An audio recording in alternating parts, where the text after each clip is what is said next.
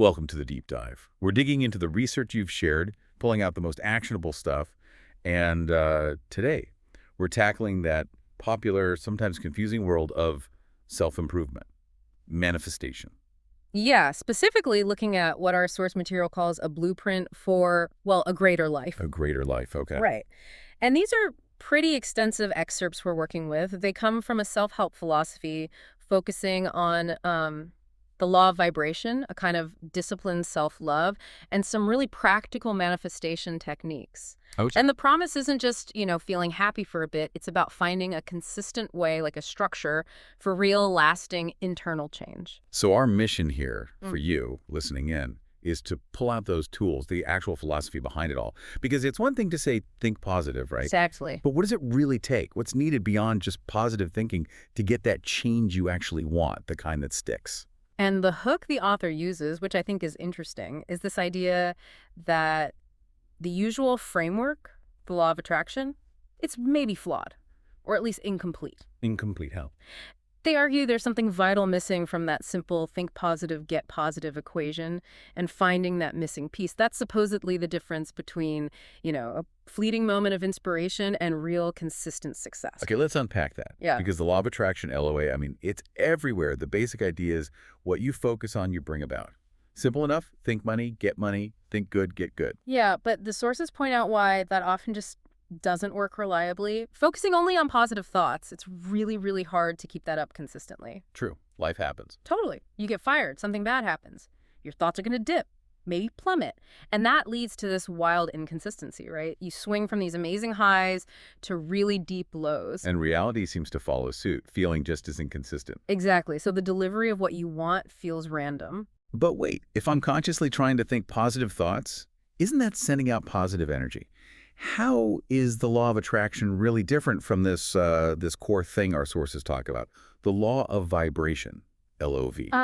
That's the key distinction they make. The universe, according to this material, doesn't just respond to your conscious thoughts. It responds to your overall vibration, your whole energy state. Okay. Thoughts are just like one part of that state. The idea is everything's made of atoms, right? Yeah. And every atom is vibrating. Always. So reality is basically perception defined by matching vibrations, matching frequencies. And they give that example, which I found useful, about the human ear, how we only hear sound waves between, 20 and 20,000 vibrations per second? Yeah, exactly. Other frequencies exist all around us, but we just can't perceive them in our current state. They're essentially invisible or inaudible. Right. Which leads to a great analogy they use, tuning a radio. If you want 98.7 FM, you have to tune your receiver exactly to that frequency. You won't get it on 99.1. No. So to manifest something you desire, you need to be in vibrational harmony with it, in resonance. If your underlying frequency is, say, anxiety or lack, well, your positive thoughts about abundance are just going to get drowned out by that stronger, lower vibe. Okay, so if vibration is the real key, how do we know what ours is? How do we, check our frequency? Emotions. The sources are really clear on this. Emotions are your best indicator, your built-in frequency meter. So good vibes are literally good vibrations, higher frequencies. That's the idea. Joy, love, gratitude, those are high vibration states. They attract things on that same level.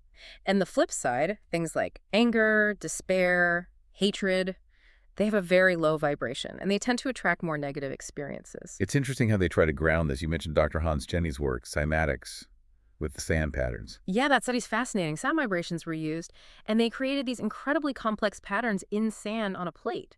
And the key finding was the higher the frequency they applied. The more beautiful and intricate the patterns got. Exactly. More complex, more ordered. It becomes this visual metaphor. High frequency creates desirable order. Low frequency tends towards chaos or simplicity. The philosophical jump is saying our internal energy state, our vibration, works the same way, and we feel it as emotion. Okay, that makes sense.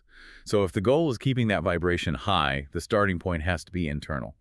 Which brings us to self-love. But that term gets thrown around a lot. It can feel a bit fluffy. It really can. And the sources offer a definition that's, I think, much more robust than just passive acceptance. They argue true self-love needs balance, it's acceptance and action.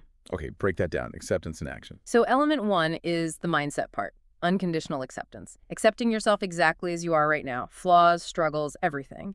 Even if you're working towards a goal like losing weight or getting a degree, you accept the now version of you. No judgment on the current state. Right. But then element 2 is the action part.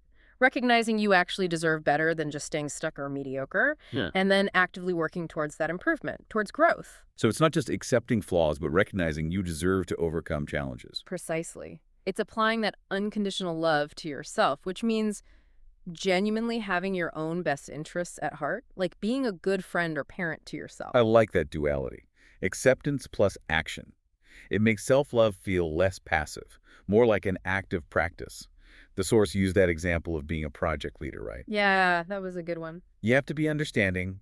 If a teammate messes up, forgive them.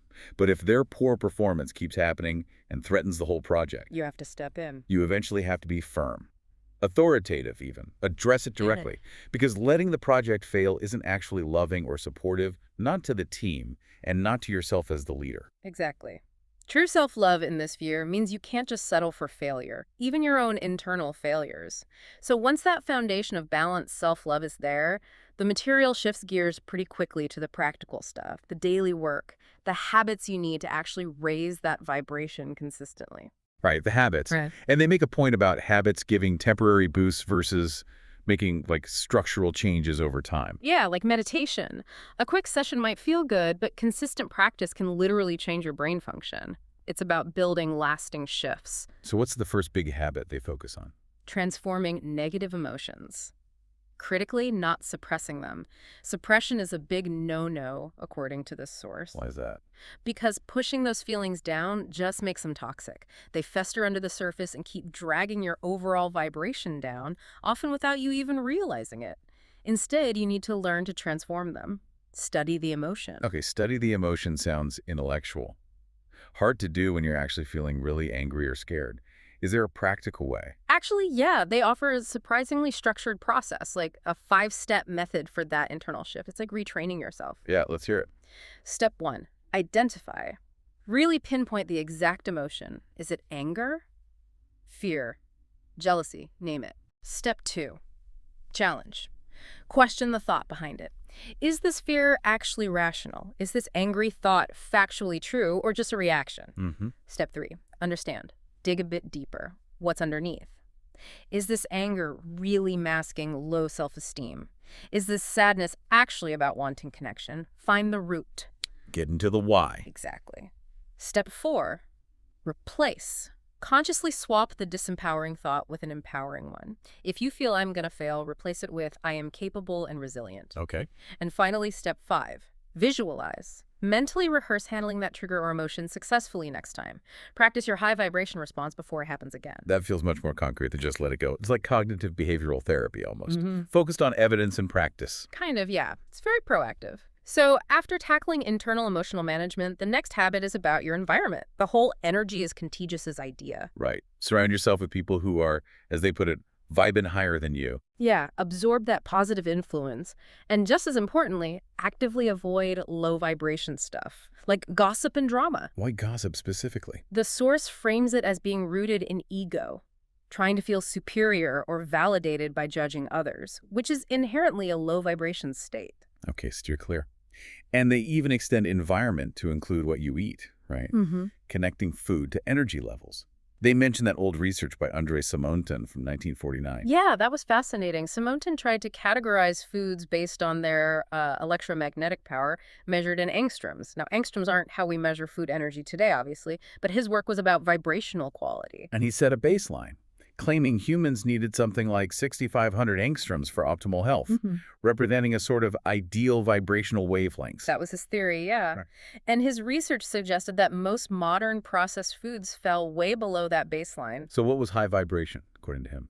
Mostly raw foods. Raw Okay. fruits, raw vegetables, whole grains, nuts, seeds. Those apparently measured very high. And low. Things like cooked meats, refined sugar, white flour, processed cheese, those were categorized as very low vibration.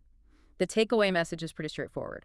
What you eat physically affects your body's vibration, which then influences your emotional state. Food affects mood, basically, but through an energetic lens.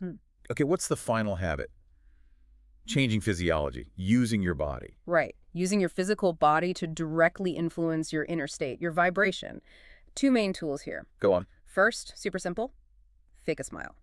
There was a study back in 2003 suggesting that just the physical act of smiling, even if forced, can trick your brain into releasing endorphins, feel-good chemicals. Smile your way to a better vibe. Yeah. What's the second tool? Power poses. Okay. This got a lot of attention a while back. The specific data points cited in the source suggest holding a confident posture, think Wonder Woman stance for just 2 minutes, Yeah. could lead to a 20% increase in testosterone, the confidence hormone, and a 25% decrease in cortisol, the stress hormone. Oh, just from standing differently for 2 minutes. That was the claim. Now, it's fair to say follow-up studies have questioned how replicable those exact numbers are. There's debate about the testosterone and cortisol link specifically. Uh-huh. But the core idea that your physical posture does influence your biochemistry and how you feel that still holds weight for many. The source presents it as a quick way to shift your vibe physically. So you've worked on self-love, you're managing emotions, cleaning up your environment and diet, using your body. Then you're ready for the manifestation part, which involves mind work and action. Exactly. The mind work starts with tackling your belief system. The core idea, your mentality, shapes your reality. They use this metaphor of the subconscious mind being like deep, fertile soil. Okay. And your conscious mind is the gardener, planting seeds. But here's the thing. The subconscious soil doesn't care if the seed is for success or failure. It just grows whatever you plant, indiscriminately. So if I have a really deep-rooted limiting belief, like I'm just not capable of achieving big things, I can't just sprinkle some positive affirmations on top, the soil is already growing the failure plant. Pretty much. To change that deeply held belief, the source argues you need more than willpower. You need rational evidence. You, the gardener, have to actively find enough proof to starve that old belief and feed the new one. Proof like what? Success stories of people like you who did achieve big things. Examples that logically contradict your old belief. You have to gather enough evidence to convince the rational part of your mind that the new, desired reality is actually possible, even probable. Okay, so convince your conscious mind first to replant the subconscious. But even that isn't enough, right? The sources seem really emphatic about action. Absolutely non-negotiable. Intention, belief, high vibes. Without action, it's all just a wish. Stays internal. They gave that great little story, didn't they? The author needing cash. Yeah. He was trying to manifest money he urgently needed, and instead he won a free, quite valuable watch in some competition. Close, but not quite cash. Right.